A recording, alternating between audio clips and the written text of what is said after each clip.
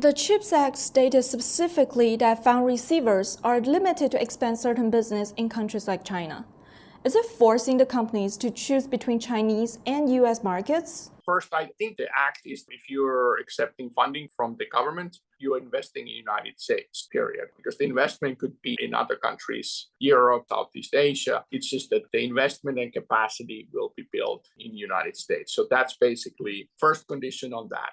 Broadly, it's to increase the US competitiveness in the semiconductor manufacturing across the globe. So that's the critical understanding there, that it's really onshoring regardless of the country. Companies like Intel, Global Foundries, Texas Instruments, Micron, they all have specific investment plans. Some of them are larger, some of them smaller in the United States.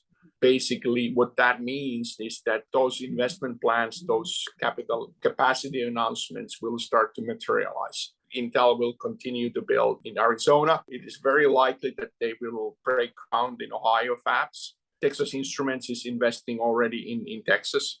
So those investments continue. I don't think it's going to change their plans to be more aggressive. It just makes sure that those investments truly will take place in the United States compared to some other areas. More manufacturers are transferring their supply chain to Southeast Asia due to geopolitical and pandemic pressures. How do you think of this change? It's specific for semiconductor equipment. It's very bright. There is significant know-how in Southeast Asia. And here I'm referring is particularly Singapore and Malaysia. A lot of companies have made a significant investments in both or either one of those countries in terms of their manufacturing capabilities. Their critical supply chain partners are definitely following into those countries making similar investments. There is really a couple of factors why it's driven. Southeast Asia is considered neutral. There is no significant geopolitical issues in Southeast Asia. And then they already had a significant expertise and they continue to expand that expertise into semiconductor capital equipment. And I have to say the shutdowns in China has had a significant impact on a number of supply chains, including semiconductor capital equipment. So those shutdowns is a natural business reaction. As I mentioned, is to diversify the supply chain into multiple locations, multiple countries, and to some degree build those redundancies that the companies can operate at any kind of environment. So there is the business reasons, there is the COVID reasons, and then there is the significant know-how that's been built in Southeast Asia over 2 decades already. So it's not new there, it's just that expanding rapidly now.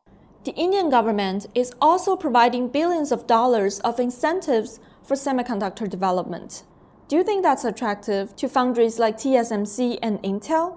In my view, there is still substantial infrastructure challenges with the power, with the water, with the basic infrastructure issues to really reasonably consider large. Let's say in case of TSMC, we're talking about $20 billion investment, not minor investment. So basically from society perspective, build reliable infrastructure would be critical first step. And then once that's done, we can discuss the semiconductor manufacturing capabilities. And again, we would see China playing a bigger role, but probably not as aggressively as they hoped. Right now, there is a substantial amount of capacity built around the world, in the United States, in China, in Korea, in Europe, in Japan. So it would be fairly natural to expect some sort of a pause in the capacity build in the next couple of years, which is a classical industry cycle. And we already see early signs of it,